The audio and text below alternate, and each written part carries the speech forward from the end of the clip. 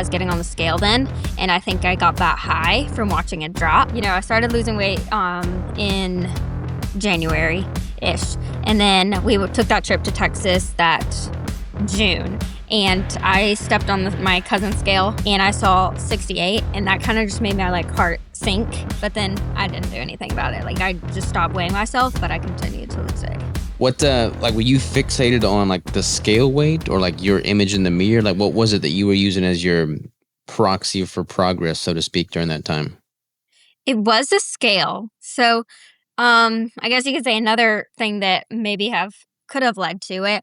My parents had just gotten a scale because my aunt and uncle were doing this, I guess, weight loss challenge.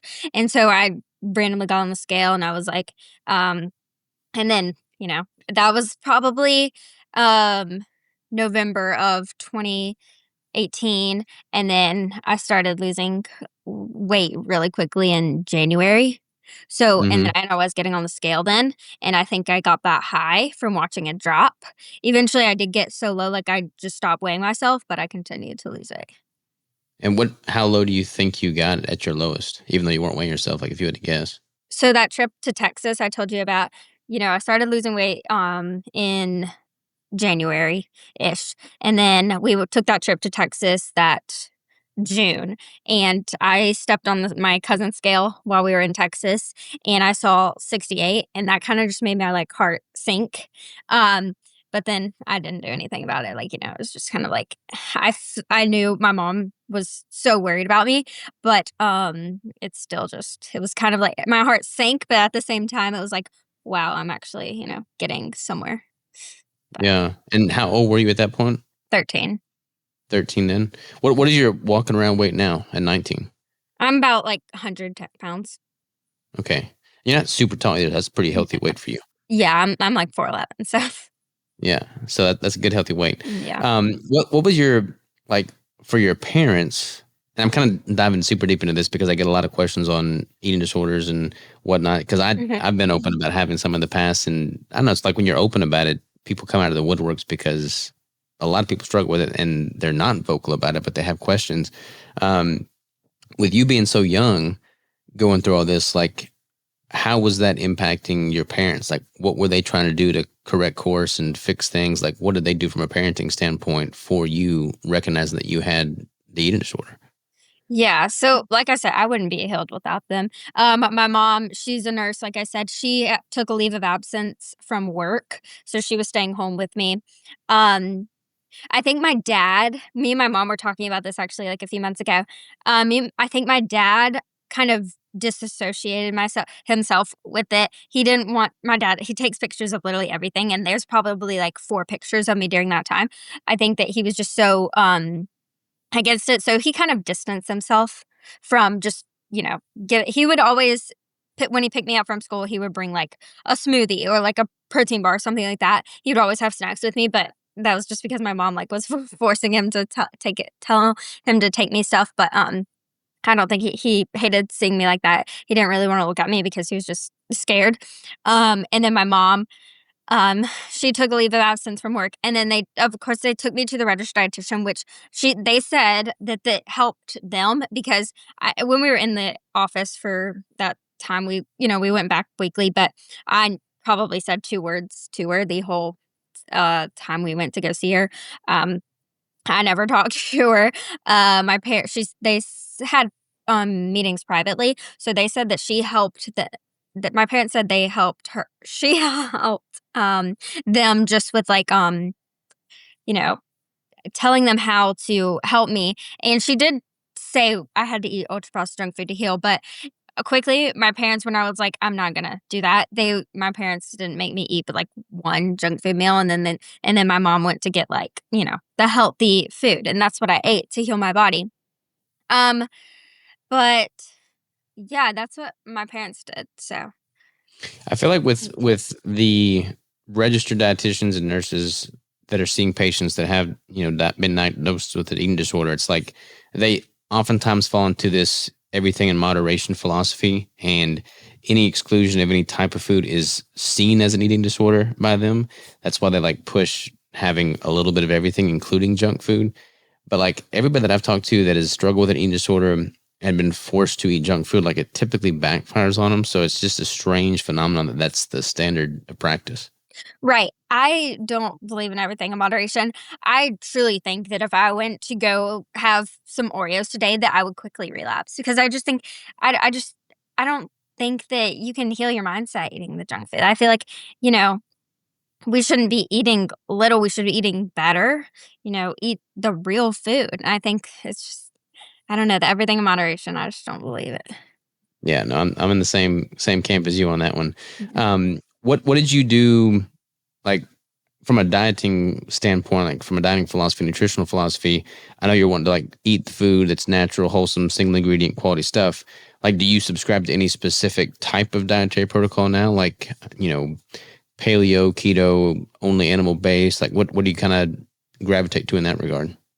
I always say I eat the like Lexi diet because I'm not against any whole, real, single ingredient unprocessed food. Like if it's a real food, I'll eat it. My diet does tend to fall. I guess you could categorize it in the animal based.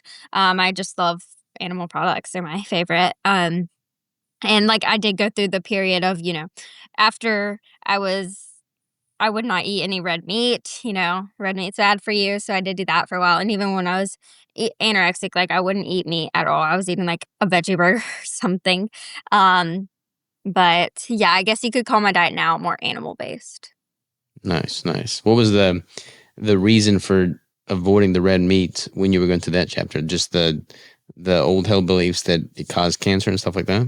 I think it was that just, like, red meat's bad for you, or I saw red meat as fattening. Um, Mm-hmm.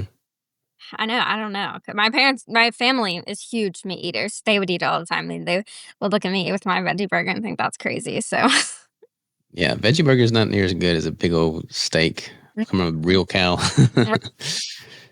What were your friends thinking throughout this whole chapter? Like, were they concerned? Were they understanding? Like, where were they at in the equation? Yeah, um, so it happened towards I was saying, like, it was about to start we went to Texas in June, so I had lost most of the weight in, like, when school was ending, of my 8th grade year no, 7th grade year. So I wasn't really I was talking to maybe one friend I had at my old school, and then when after that summer, I went to a new school. Um, so I was barely talking at school. I talked to her. I sat by her at lunch. She never really said anything about it. I think she said something to her mom because her mom said something to my mom about it. So she knew that I guess I was struggling. But then I moved schools, so I didn't see her, and then I went to a new school, and then they had I live in a small city, so I remember, like, one person was like, "Lexi, what happened? You used to look good." And I just remember that one person saying that and just kinda being like, "Oh, maybe my parents are right." That was at, like, the very beginning of the year.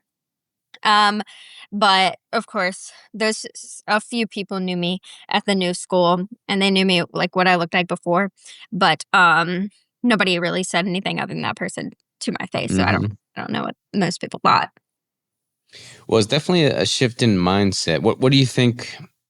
What do you think led to the shift in mindset, and like how did that manifest for you? Like, did it happen pretty quickly, or did it take quite a bit of time to embrace eating more, seeing the scale weight increase? Like, what was that transition like? So I never got saw my weight increase because they wouldn't let me look at the scale.